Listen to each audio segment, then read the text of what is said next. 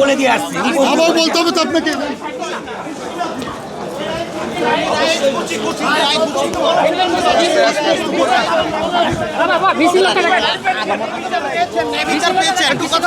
আপনি এই রায় সন্তুষ্ট কিনা? সন্তুষ্ট একটু বলবেন। আরে ভাই সে তো মানুষ,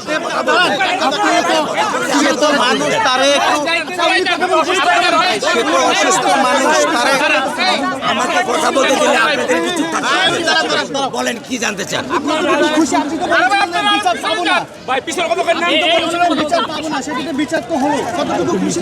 আমি আলহামদুলিল্লাহ 100% খুশি, এবং এই রায় বাস্তবায়ন হলে আমি সম্পূর্ণভাবে আমার মনের প্রত্যাশা, যে রায় এবং কার্যকর হলে মনের প্রত্যাশা, আমার আকাঙ্ক্ষা সেটা মিটবে। রায় দ্রুত বাস্তবায়ন হবে, এইটা কি আসলে কতটুকু আশা করছেন? এটা ইনশাল্লাহ 100% আমি আশা করছি, কারণ মাননীয় আল্লাহ তাআলা রাব্বুল আলামিনের রহমত এবং মাননীয় প্রধানমন্ত্রী দেওয়ার সময়, সেই সময়ের ভিতরেই আমরা আমাদের রায়, কাঙ্ক্ষিত রায় পেয়েছি। এখন এটার সাথে আছেন মাননীয় বিচারপতি, আছেন পুলিশ প্রশাসন এবং অন্যান্য সাংবাদিক এবং বাংলাদেশের আমর জনতা, যারা আমার এবং আমার পরিবারের বিপদের সময় সহায়তা করেছেন, মানসিকভাবে আমাকে সহায়তা দিয়েছেন, তাদেরকে আমি তাদের কাছে কৃতজ্ঞতা জানাই।